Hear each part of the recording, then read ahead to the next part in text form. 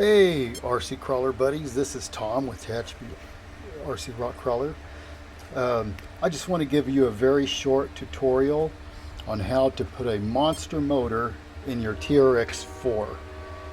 I've done this in the past. I've put in Traxxas Titan 775 motors in them, and the 1/8 scale size motors. This one specifically is a Holmes Hobbies Polar Pro 4274, and it is the smooth version. It's a 21 kV motor, and it is a beast. Don't quote me on this, but I read somewhere that this motor was calculated on 6S to make 3 horsepower. I honestly don't know how they calculate that, but I'm only running it on 3S, and it is a rocket, and it's just butter smooth down low. I'll do a running video of it later. It's late right now, and I want to get this done. So anyway, this is what you do. You have a cross member right here, and your servo goes here. That's the front hole, and then there's another hole right here. And your servo is literally right here where my finger's at. So you got to cut this cross member right here. You got to cut the other cross member, okay? Then, if you have an older version like this is a 5-year-old TRX-4 D110. It didn't come with the fenders, and it didn't come with the front plate.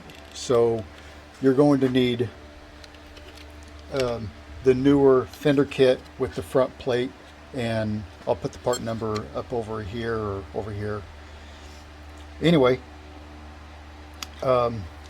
these holes are your front holes for your servo.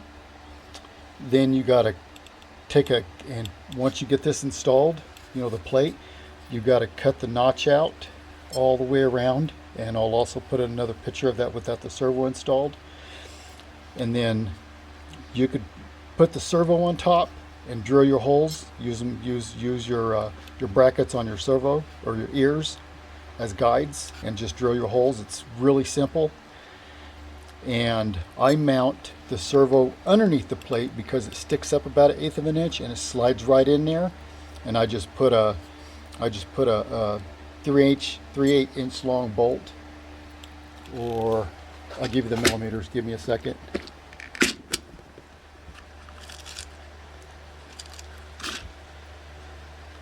I use a 8mm bolt, 3mm bolt, and a nut on the other side with washers on both sides. And it does move your servo up, but it doesn't really seem to be a problem, and that's the way my servo arm looks.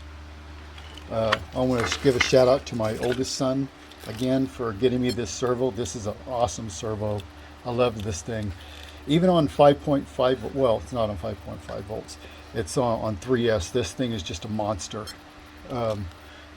I was going to say I run everything else at 5.5 volts, but that doesn't affect this this servo, because it's direct power. Anyway, I went in there and I tuned it via Castle Link.